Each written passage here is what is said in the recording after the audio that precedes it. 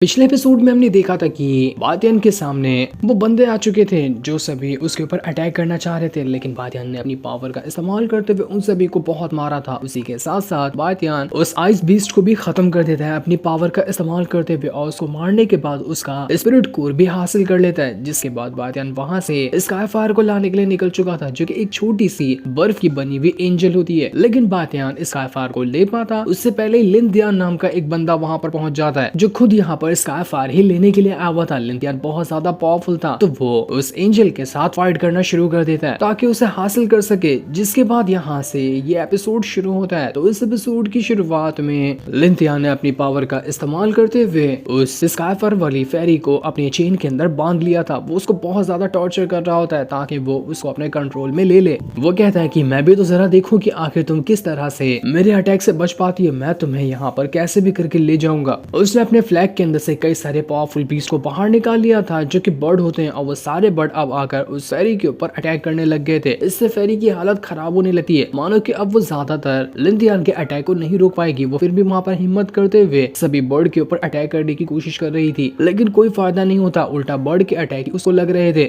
लिन बातियन से कहती कि बातियन तुम्हें क्या लगता है कि ये लिंदियान यहाँ उस स्काई फायर को हासिल कर लेगा? लेकिन बातियन कहता है कि नहीं, मुझे नहीं लगता, मुझे लगता है कि ये काम बहुत ज्यादा मुश्किल है, और लिंदियान जैसा बंदा है ये काम कर ले ऐसा तो हो ही नहीं सकता। ये स्काई फायर बहुत ही ज्यादा हाई लेवल की चीज है, तो ऐसे छोटे मोटे अटैक उसका कुछ नहीं कर पाएंगे। तुम देखना कि अभी खुद को कैसे आजाद कर लेगी। बातियन के इतना कहते ही वो जो स्काई फायर थी वो बहुत ज्यादा गुस्सा हो चुकी थी। वो ऐसा हाई लेवल का अटैक करती है कि लिंदियान के जितने भी बर्ड वाले बीस्ट उड़ रहे थे वो सब के सब एक ही अटैक के अंदर वहां पर ढेर हो जाते हैं। वो सब खत्म हो चुके थे। लिंदियान इस चीज से भड़क जाता है कि आखिर इसकी हिम्मत कैसे हुई मेरे बर्ड्स को मारने की, अब मैं इसको नहीं छोड़ूंगा। तो वो हाई लेवल की 2 स्पिरिट निकालता है और उन स्पिरिट फायर को सीधा स्काई फायर की तरफ ही भेज देता है, जिस वजह से तो वो अटैक स्काई फायर वाली फेरी को लग चुका था। बादन कहता है कि ये लिंदिया तो बड़ा खतरनाक आदमी है, मैंने नहीं सोचा था कि इतना ज्यादा खतरनाक होगा, उसके पास इतनी अच्छी अच्छी टेक्निक भी होगी। थोड़ा सा मुश्किल लग रहा है, लेकिन नामुमकिन तो नहीं लग रहा कि ये स्काई फायर को ना ले सके। इसके बाद लिंदिया ने वहां पर अपनी और ज्यादा पावर का इस्तेमाल करना शुरू कर दिया था। वो और ज्यादा पावर का इस्तेमाल करते हुए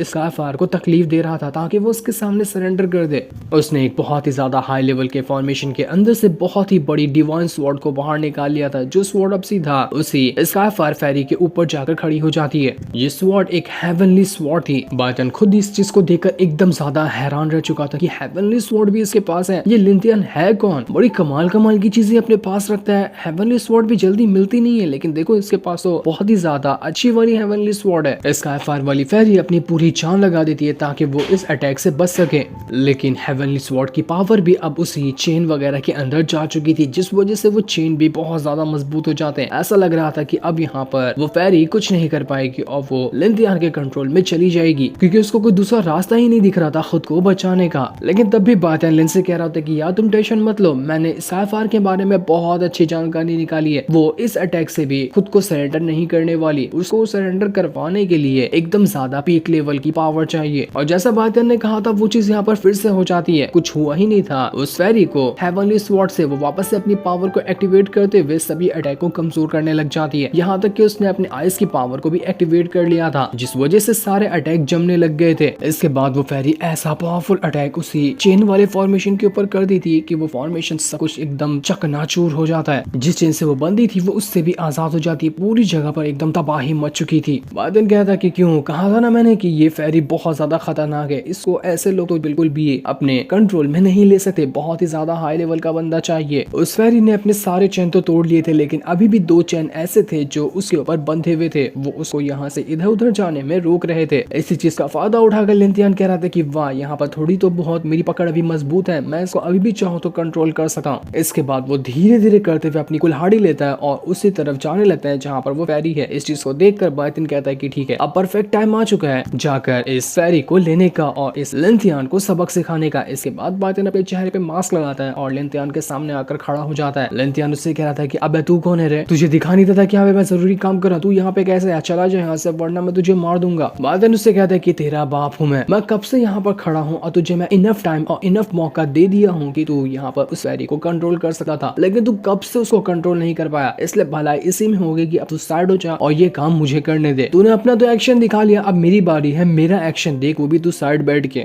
ये सुनकर लिंदियान जोर जोर से हंसने लगता कहता है कि अबे बचकाने, अपनी हाइट देख, अपनी एज देख, तो अपने आप को देखो, मुझे देख क्या किसको किससे कंपेयर कर रहा है? तुझे क्या लगता है कि तू कुछ भी बोलेगा मैं बांध लूंगा? अब तू मरेगा, मैं तुझे यहाँ पर मार दूंगा, उसके बाद मैं आराम से जाकर इस फेरी को लेने वाला हूँ। बादन कहता है कि ठीक है, तू मुझे यहाँ पर अपनी पावर का इस्तेमाल करने के लिए मजबूर कर रहा है, तो ये चीज तुझे बहुत भारी पड़ेगी और ऐसी भारी पड़ेगी कि तू उसको बर्दाश्त नहीं कर पाएगा। इसके बाद तो लिंथियन ने एक बहुत ही ज्यादा हाई लेवल का अटैक सीधा बातियान के ऊपर कर दिया था। बातियान कहता है कि लिंगर, जरा मुझे अपनी पावर तो दो, मैं इस बंदे को सबक सिखाना चाहता हूँ। उसके इतना कहते ही लिंथियन ने अपनी आइस और फायर वाली रिंग निकाल कर बातियान को दे दिया था, जिस वजह से बातियान अपने फुल एटीट्यूड वाले फॉर्म में आ जाता है। जब वो अपने आइस ऑफ फायर रिंग को बाहर निकालता है, उसका आइस ऑफ फायर वाला विंग बहुत ज्यादा कमाल का है। इसके बाद वो लिंथियन के ऊपर ऐसा अटैक करता है कि लिंथियन के अटैक तो खत्म हो जाता है, बल्कि वहां पर एकदम धमाका हो चुका था, सब जगह टूटने फूटने लग जाती है। बातियान का एक हल्का सा अटैक यहाँ पर इतनी बड़ी तबाही ले आया था। लिंथियन बातियान से कहता है कि लगता है मैंने तुझे यहाँ पर बच्चा समझ कर ना अंडर एस्टिमेट किया था, मुझसे गलती हो गई, तो फिर ठीक है, मैं यहाँ पर अब अपनी पूरी पावर का इस्तेमाल करूंगा और तुझे बहुत बुरी मौत मारूंगा, तो तू मरने के लिए तैयार हो जा। इसके बाद वो अपने एक किसी तरह के बीस्ट को समन कर लेता है, जो कि एक बुल था, और वो बुल अपने कई सारे डुप्लीकेट बनाते हुए बातियान की तरफ ही बढ़ चुका था ताकि वो बातियान की जान ले सके। बातियान सभी बुल के अटैक से बचता है और अपनी स्वॉर्ड की मदद से सारे के सारे बुल को एक एक बार में करते हुए काट देता है। इसके बाद वो पूरे गुस्से के साथ जा चुका था लिंथियन से लड़ने के लिए। उन दोनों के बीच बहुत जबरदस्त फाइट शुरू हो जाती है। दोनों अपनी पावर का इस्तेमाल करते हुए एक दूसरे के ऊपर अटैक किए जा रहे थे, जहाँ पर बातियान ज्यादा पावरफुल लग रहा था लिंथियन के सामने। लिंथियन कितनी भी कोशिश न कर लेता, वो बातियान के उतने ज्यादा अटैक को नहीं रोक पा रहा होता है। बातियान उसके सब अटैक को रोक कर उसके ऊपर अटैक भी करता। इसके बाद बातियान अपना वही मार्शल फॉर्मेशन बना लेता है, जिसके अंदर से उसकी मार्शल स्पिरिटी स्वॉर्ड जो थी वो एक नहीं बल्कि कई सारे छोटे छोटे डुप्लीकेट अपना बनाते हुए बाहर निकल कर आने लग जाती है। जो सारी स्वॉर्ड अब सीधा लिंथियन की तरफ ही बढ़ चुकी थी। लिंथियन अपनी पावर का इस्तेमाल करते हुए उन स्वॉर्ड को रोकने की कोशिश कर रहा था, लेकिन कोई फायदा नहीं होता। वो स्वॉर्ड उसके सभी अटैक को रोकते हुए उसको लगते जा रही थी। लिंथियन की हालत एकदम खराब हो जाती है। वो समझ चुका था कि नहीं भाई, ये बहुत ज्यादा मुश्किल है, मैं इसके साथ फाइट नहीं कर पाऊंगा, लेकिन मैं ऐसे इसको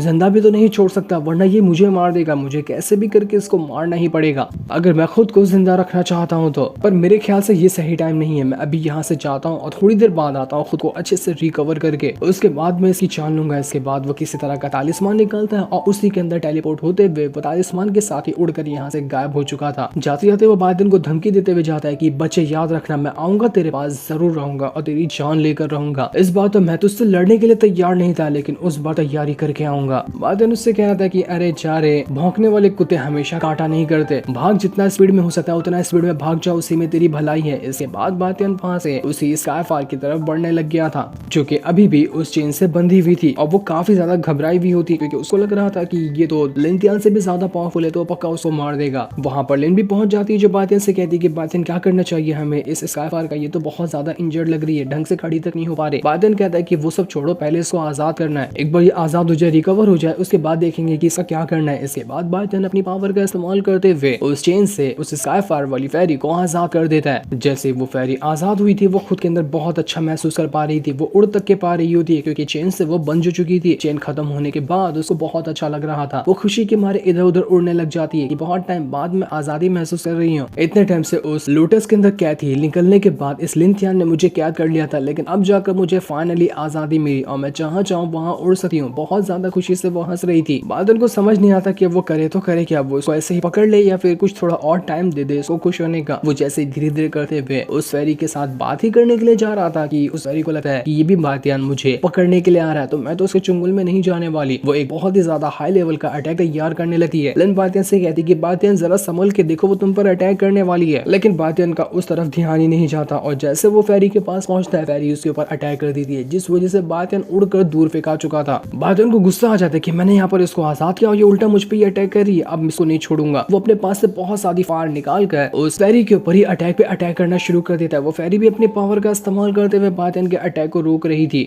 और सच में वो बातियान के सभी अटैक को रोकते साथ ही बातियान के ऊपर भी अटैक करते जा रही थी, जिस वजह से बातियान को भी वो उड़ा उड़ा कर फेंक रही थी। बातियान खुद यहाँ पर अच्छी तरह से उस फेरी का मुकाबला नहीं कर पा रहा था। वो फेरी तो बड़ी कमाल की थी, लेकिन बातियान तो बातियान है, वो उसको फटाक से अपने स्पिरिचुअल वर्ल्ड के अंदर डाल देता है, जिस वजह से वो फेरी अब बातियान के स्पिरिचुअल वर्ल्ड में जाकर पहुंच चुकी थी। वहां पर उसको लिंगर दिखाई देती है। लिंगर तो फेरी को देखकर खुश हो जाती है कि अरे वाह, मेरी पार्टनर आई है क्या। वो फटाक से अपनी पावर को एक्टिवेट करती है, और अपनी पावर को एक्टिवेट करने के बाद वो सीधा उस फेरी को ही पकड़ लेती है कि चलो अब मैं इसको यहाँ से जाने नहीं दूंगी। मास्टर ने इसको यहाँ पर भेजा है, तो मेरी जिम्मेदारी है इसको यहाँ पर पकड़ कर रखना। बादन को बहुत ज्यादा तकलीफ हो रही थी क्योंकि इस स्पेशल वर्ल्ड के अंदर वो फेरी बहुत ज्यादा इधर उधर अपनी पावर को एक्टिवेट कर रही थी, तो वही वजह से बादन को तकलीफ भी हो रही होती है। लेकिन बादन सारी तकलीफ को बर्दाश्त करते हुए जितनी भी फायर की मदद से उसने अटैक किया था वो सारी फायर को अपने स्पेशल वर्ल्ड के अंदर वापस डाल देता है। जिन फायर ने उस स्काई फायर वाली फेरी के आसपास घूमते हुए एक प्रोटेक्शन बना दिया था ताकि ये फेरी अब यहाँ पर कुछ न कर पाए और बादन के कंट्रोल में ही रहे। लेकिन तब भी वो जल्दी कंट्रोल में जाने के लिए तैयार नहीं थी। स्पेशल वर्ल्ड में आने के बाद उसको तो और अच्छा मौका मिल गया था बादन के ऊपर अटैक करने का, तो वो अपनी बहुत ही ज्यादा हाई लेवल की आइस वाली पावर को एक्टिवेट कर लेती है और इससे ये हो जाता है कि बादन जो